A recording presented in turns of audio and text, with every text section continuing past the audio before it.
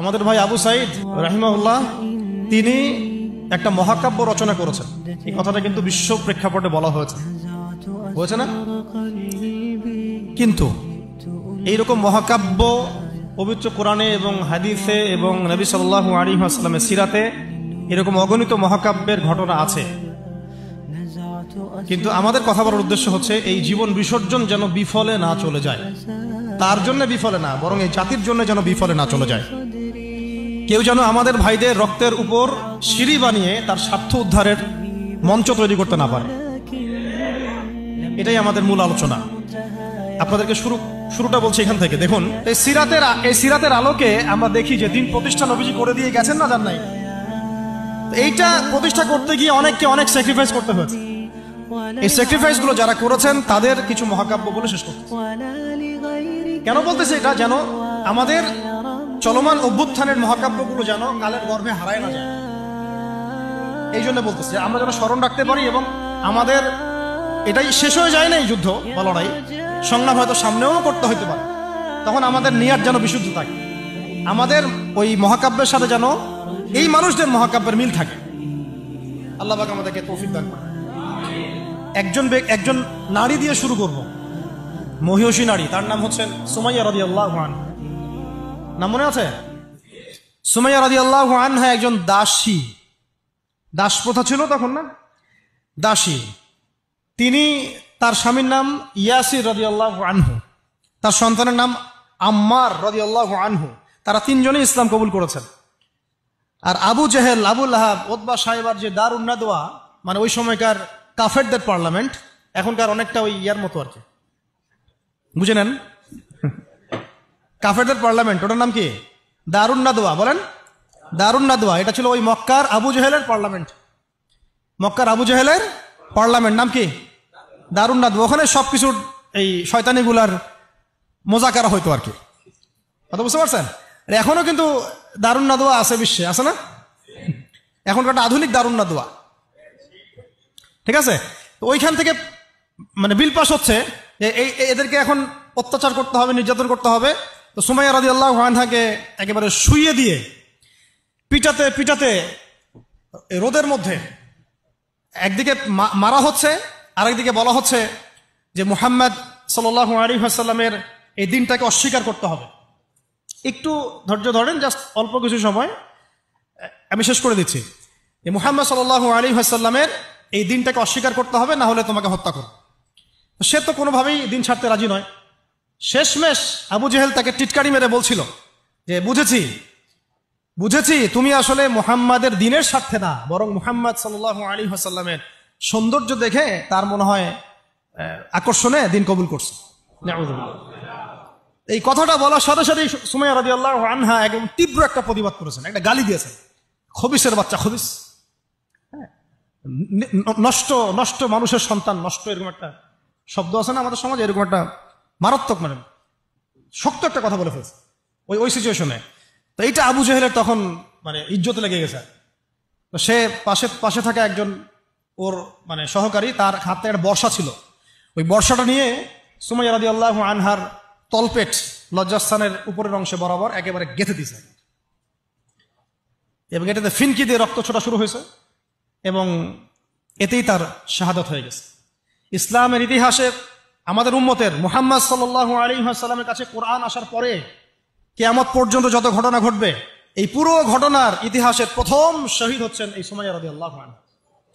সর্বপ্রথম রক্ত দিয়ে দিন কায়েমের, রক্ত দিয়ে দিন প্রতিষ্ঠার এই মহাকাব্য রচনা করে গেছেন সুমাইয়া রাদিয়াল্লাহু আনহা। তারা কি দুনিয়ার কোনো স্বার্থে রক্ত দিয়েছিলেন? হ্যাঁ, তারা কি উপদেষ্টা হওয়ার জন্য রক্ত দিয়েছিলেন?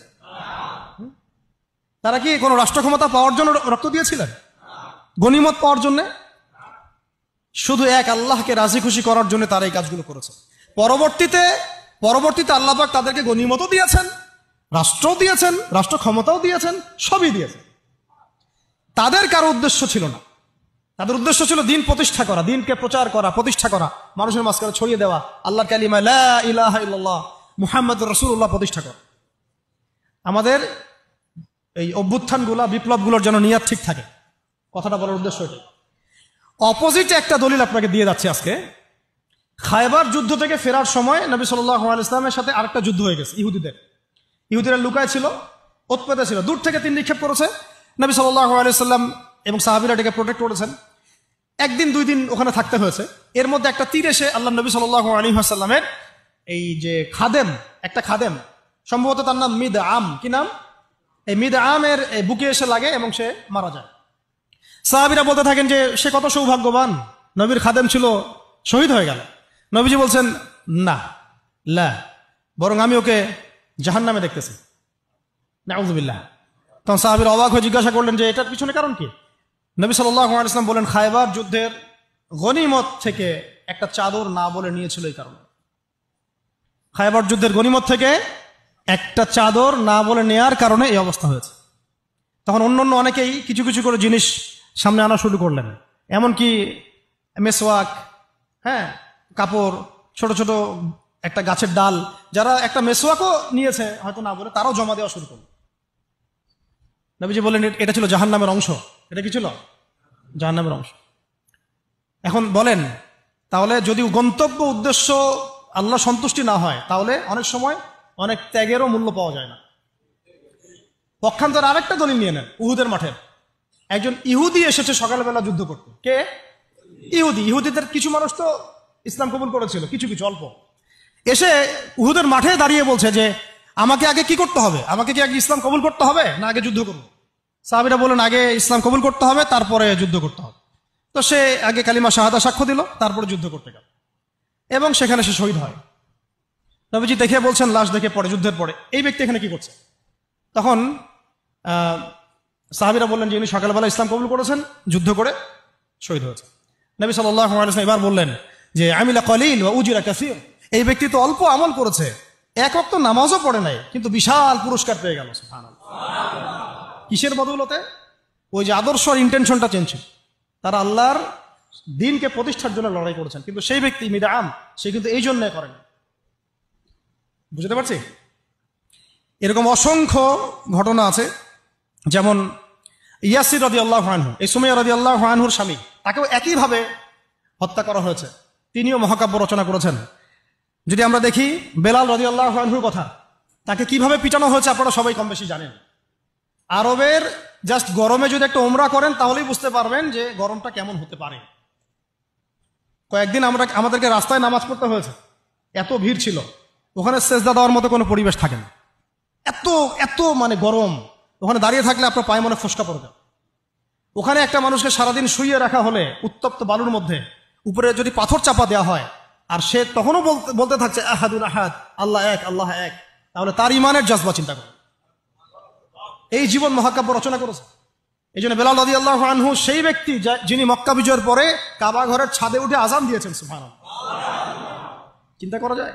তিনি সেই ব্যক্তি যার কথা নবী সাল্লাল্লাহু আলাইহি ওয়াসাল্লাম যখন আলোচনা করতেন তখন বলতেন যে বেলাল, যখনই আল্লাহ আমাকে জান্নাত দেখান তখন তোমার পায়ের আওয়াজ আমি আগে আগে শুনতে পারি। তুমি কি এমন আমল করো? তিনি বলছেন আমি তো এক্সট্রা এমন কোনো আমল করি না, তবে যখনই আমার ওযু ছুটে যায় তখন আমি আবার ওযু করি এবং সেই ওযু দিয়ে আমি 2 রাকাত নামাজ পড়ি, তাহিয়াতুল ওযু। এটা আমরা আমল করার চেষ্টা করবো। আল্লাহ পাক আমাকে তৌফিক দান করেন, আপনাদেরকে তৌফিক দান করেন। উহুদ যুদ্ধ চলছে, শুরু হবে যুদ্ধ, সবাই শুনছে। ঠিক সেই সময় একজন সাহাবী হানজালা রাদিয়াল্লাহু আনহু সদ্য বিয়ে করেছেন, বাসর করেছেন গত রাতে, ফরজ গোসল করার সময় পান নাই, যুদ্ধের ডাক এসেছে, চলে গেছেন এবং যুদ্ধ করতে করতে তিনি শহীদ হয়েছেন। যুদ্ধের পরে তার লাশটাকে দেখা গেল যে সেই লাশটা মাটি থেকে শূন্যে ভেসে আছে এবং লাশ থেকে পানি ঝরে পড়তেছে। নবীজি বললেন যে সাল্লাল্লাহু আলাইহি ওয়াসাল্লাম যে ফেরেশতারা তাকে গোসল দিচ্ছে। সুবহানাল্লাহ। এটাও মহাকাব্য, এগুলো মহাকাব্য।